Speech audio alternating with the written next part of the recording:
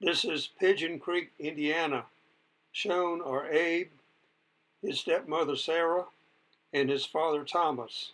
There are 8 members of the family living in a one-room cabin.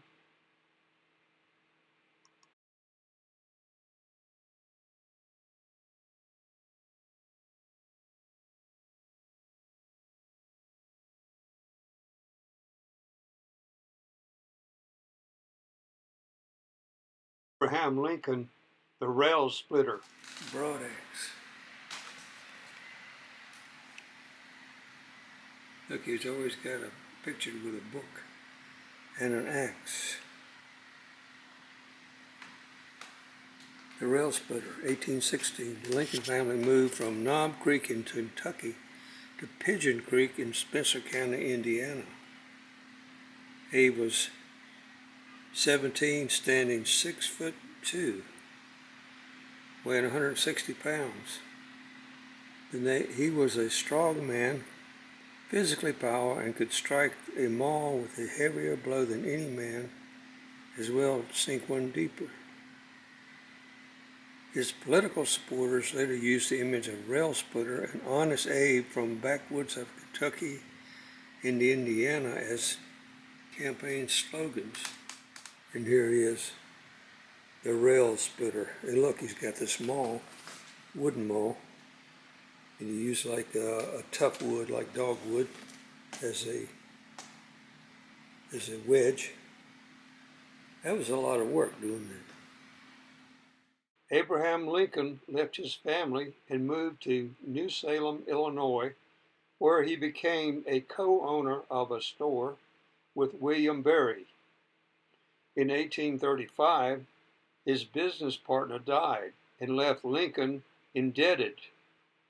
He closed the store, and it took him until 1847 to pay off all the debts. He was the postmaster briefly, then became a land surveyor, and was elected to the state legislature. He began to study, was admitted to the bar in 1836. He moved to Springfield, Illinois in 1837. There he met an attractive young lady of a prominent family from Lexington, Kentucky. Mary Todd moved to Springfield, Illinois, where Lincoln was living, to live with her sister. Abe and Mary met and became engaged in 1840. Lincoln became depressed and broke off the relationship. Lincoln sought consolation with his friend Joshua Speed. Farmington was a residence. There's a picture of it. Yeah, here it is right here. Oops, can you see that? During a down period in Lincoln's 3-year courtship with Mary Todd, he journeyed to Louisville to visit a good friend, Joshua Speed, at his parents' home in Farmington. The Speed home was lively with activities of a large family and their friends. Lincoln soon lost his melancholy mood while aiding in Joshua's romance with Fanny Hennings, Joshua's mother. Joshua was happy in his marriage and encouraged Abe Lincoln to marry Mary Todd. In 1849, Robert Todd died, and Mary and Abe Lincoln went to his home, and he became the executor for Robert Todd's estate. This is Abe Lincoln working on the Emancipation Proclamation, 1862. Lincoln spent hours in the White House Cabinet Room reworking the drafts of the Emancipation Proclamation. He never completed more than a single sheet each day, reading, revising, and carefully weighing each sentence. In midsummer 1862, Lincoln called his cabinet together and revealed his determination to adopt the policy. After the federal victory at Antietam, he decided to wait no longer. The Emancipation Proclamation was issued, whereby 4 million slaves were given their freedom, and slavery was forever prohibited in the United States. This room is now known as the Lincoln bedroom.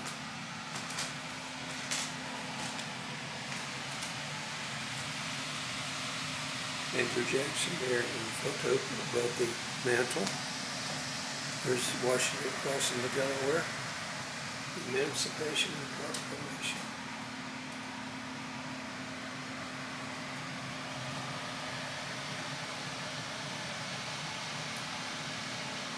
In this scene, you see President.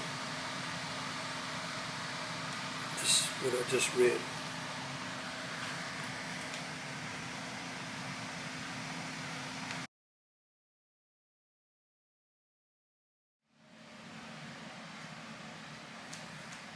Mr. Brady made me president, said Lincoln.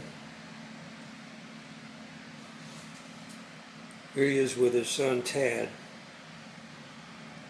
Lincoln sat before Brady's camera no less than 7 times, each time photographed in several poses. Matthew Brady has a special place in American history. His work included the famous Americans, places, and recording of the Civil War. That big old camera right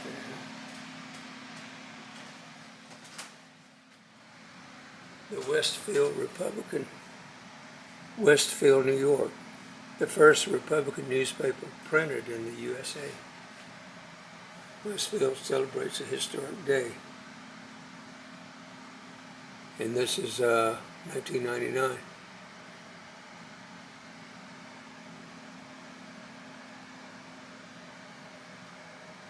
They dedicated a Lincoln statue. The second inauguration, March 4th, 1865. I guess this is a reception after the inauguration. And there's Johnson there in the background. March 4th, it was a sober, drizzly day. Roads were covered with mud and cold, gusty wind was blowing. A huge multitude on the plaza in front of the Capitol broke into a tremendous shout as Lincoln stood to be sworn in to office by Salmon P. Chase, Chief Justice of the Supreme Court. Lincoln stepped forward and began to read his inaugural address, printed in 2 columns upon a single page. His voice rang out. He was interrupted with applause and cheers. As he spoke, with malice towards none and charity for all, the sun broke through the clouds. Many people saw this as a good omen for an end to the war between the states and a brighter future for the Union. Did you know in February of 1861, Robert E. Lee was asked by Lincoln to take command of the Union Army? Lee refused, immediately resigned his commission and repaired to Virginia, where he accepted the command of the Virginia militia. Lee accepted the request of the Confederate President Jefferson Davis to command the Southern forces. Lincoln and Grant.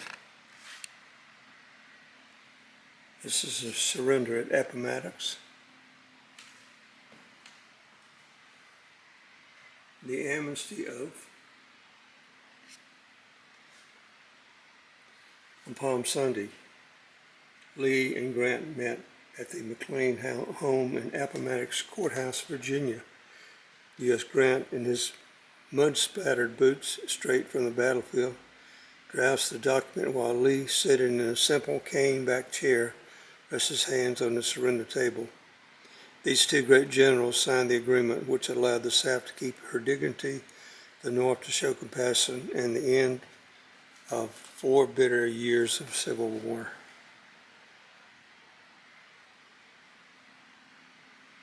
Lee has a pensive look in his eyes.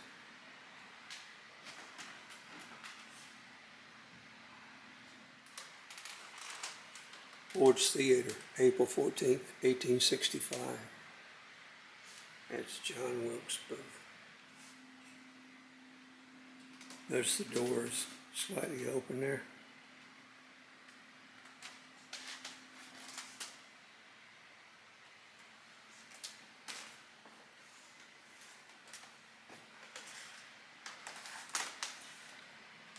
The surrender was signed. The Civil War was over. April 14th was the day for Thanksgiving.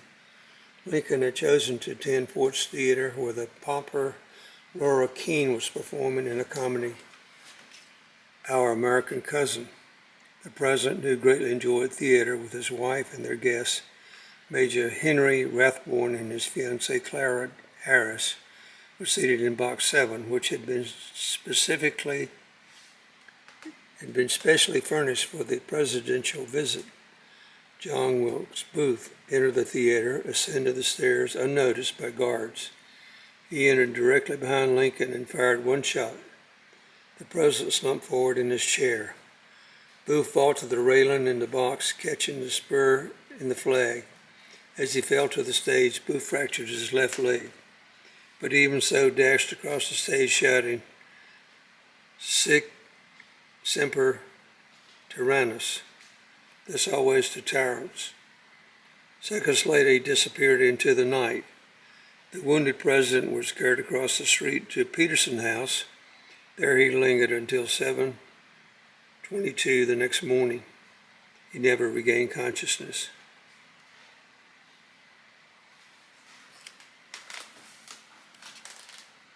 Here's Ford's Theater. This is his deathbed.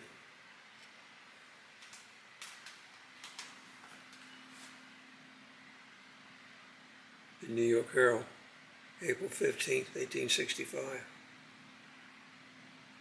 The assassination of Lincoln.